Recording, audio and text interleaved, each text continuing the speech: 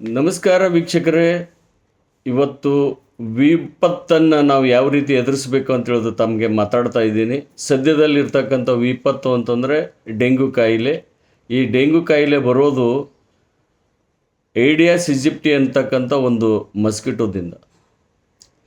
ಹೀಗಾಗಿ ಈ ಮಸ್ಕಿಟೋದಿಂದ ಕಚ್ಚಿಸ್ಕೊಳ್ಳಾರ್ದೆ ಯಾವ ರೀತಿ ಇರಬೇಕು ಅನ್ನೋದನ್ನು ನಾವು ಇಲ್ಲಿ ತಮ್ಮ ವಿಡಿಯೋದ ಮೂಲಕ ನಾನು ತಮಗೆ ತೋರಿಸ್ತಾ ಇದ್ದೇನೆ.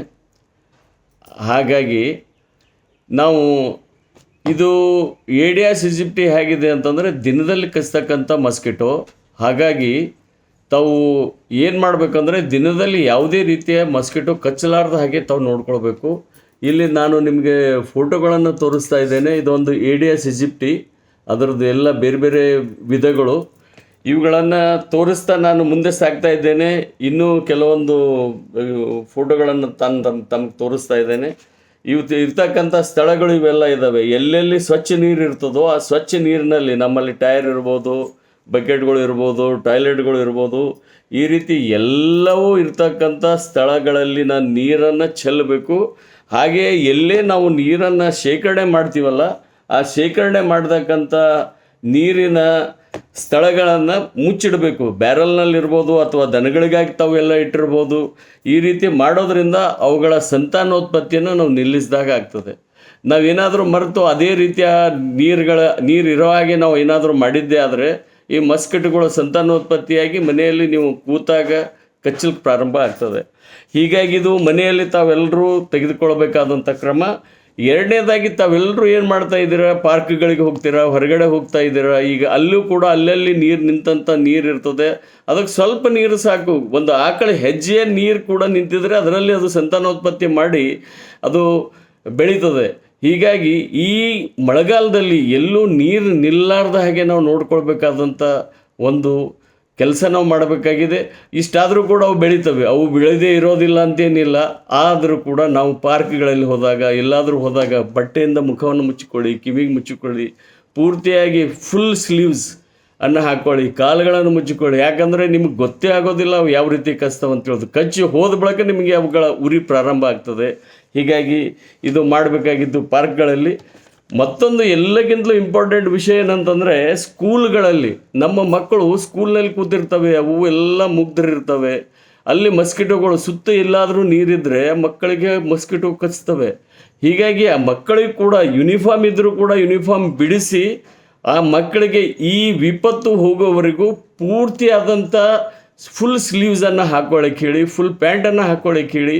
ಹೀಗಾಗಿ ಮಕ್ಕಳಿಗೆ ಈ ಮಸ್ಕಿಟೋಗಳು ಕಚ್ಚೋದಿಲ್ಲ. ಇವು ಕಚ್ಚಿದ್ವು ಅಂತಂದರೆ ಮತ್ತು ಡೆಂಗ್ಯೂ ಕಾಯಿಲೆ ಎಷ್ಟು ಡೇಂಜರ್ ಇದೆ ಅಂತ ತಮ್ಮೆಲ್ರಿಗೂ ಗೊತ್ತು. ಇದು ಸಾವಿಗೆ ಕೂಡ ಕಾರಣ ಆಗ್ಬೋದು.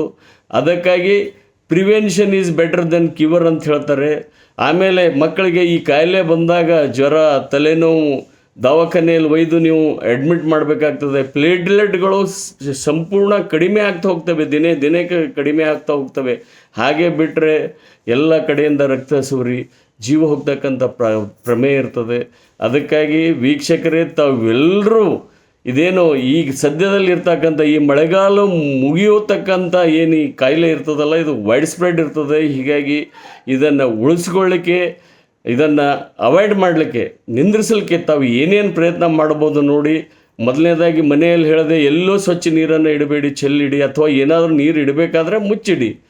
ಎರಡನೇದಾಗಿ ನೀವು ಪಾರ್ಕ್ಗಳಿಗೆ ಹೋದರೆ ಪೂರ್ತಿ ಎಲ್ಲ ಬಟ್ಟೆಯಿಂದ ಮುಚ್ಕೊಂಡಿಡಿ. ಯಾಕಂತಂದರೆ ನೀವು ಕೆಲವೊಂದು ಕೆರೆ ಸಮೀಪ ಏನಾದರೂ ಹೋದರೆ ಅವು ಬ್ರೀಡಿಂಗ್ ಸೀಸನ್ನು, ಅವೆಲ್ಲವೂ ಇದ್ದೇ ಇರ್ತವೆ, ಅವುಗಳಿಂದ ಕಚ್ಚಿಸ್ಕೊಳ್ಬೇಡಿ.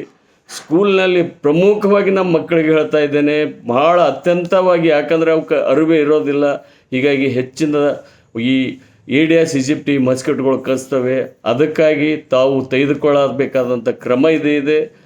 ನಾನು ಡಾಕ್ಟರ್ ಶಂಕರಪ್ಪ ಹತ್ತಿ, ನಿವೃತ್ತ ಪ್ರಾಂಶುಪಾಲ ಹಾಗೂ ಪ್ರಾಣಿಶಾಸ್ತ್ರದ ಅಧ್ಯಾಪಕ. ಈಗ ಸದ್ಯದಲ್ಲಿ ನಾನು ತಮಗೆ ಈ ವಿಡಿಯೋ ಮಾಡಿ ಹಾಕಬೇಕಾಗಿದ್ದೇನೆ ಅಂತಂದರೆ, ನಾನೊಬ್ಬ ರೆಡ್ ಕ್ರಾಸಿನ ಮೆಂಬರ್ ಆಗಿ, ಮ್ಯಾನೇಜ್ಮೆಂಟ್ ಕಮಿಟಿಯ ಮೆಂಬರ್ ಆಗಿ ಕಲಬುರಗಿಯಲ್ಲಿ ವಾಸ ಮಾಡ್ತಾ ಇದ್ದೇನೆ. ಇದು ಬರೀ ಗುಲ್ಬರ್ಗ ಅಷ್ಟೇ ಅಲ್ಲ, ಇದು ಎಲ್ಲೆಲ್ಲಿದೆಯೋ ಅಲ್ಲಿವರೆಗೂ. ಯಾಕೆ ನಾನು ಮಾಡ್ತಕ್ಕಂಥದ್ದು ಕನ್ನಡದಲ್ಲಿ ನಮ್ಮ ಜನರಿಗೆ ತಿಳಿಲಿ ಅಂತೇಳಿದು ಈ ವಿಡಿಯೋವನ್ನು ಮಾಡಿದ್ದೀನಿ. ಇದು ತಾವು ಎಲ್ಲರೂ ಎಲ್ರಿಗೂ ಶೇರ್ ಮಾಡಿ. ಇದರೊಂದಿಗೆ ಈ ಫೋಟೋಗಳನ್ನು ಕೂಡ ನಾನು ಅದರೊಂದಿಗೆ ಶೇರ್ ಮಾಡಿರ್ತೇನಂತೆ. ಆ ಫೋಟೋಗಳು ಕೂಡ ನೋಡಿ ಅವುಗಳ ಸ್ಟ್ರಕ್ಚರ್ ಏನಿರ್ತದೆ, ಎಲ್ಲೆಲ್ಲಿ ನೀರು ನಿಲ್ಲಬಾರ್ದು ಅನ್ನೋದು ಕೆಲವೊಂದು ಫೋಟೋಗಳು ಕೂಡ ಹಾಕಿರ್ತೇನೆ. ಅದನ್ನು ತಾವು ಶೇರ್ ಮಾಡಿ ಈ ವಿಪತ್ತಿನಿಂದ ನಾವೆಲ್ಲರೂ ಪಾರಾಗೋಣ ಅಂತ ಹೇಳ್ತಾ ನಾನು ಧನ್ಯವಾದಗಳನ್ನು ಹೇಳ್ತೇನೆ ವೀಕ್ಷಕರೇ. ನಮಸ್ಕಾರ.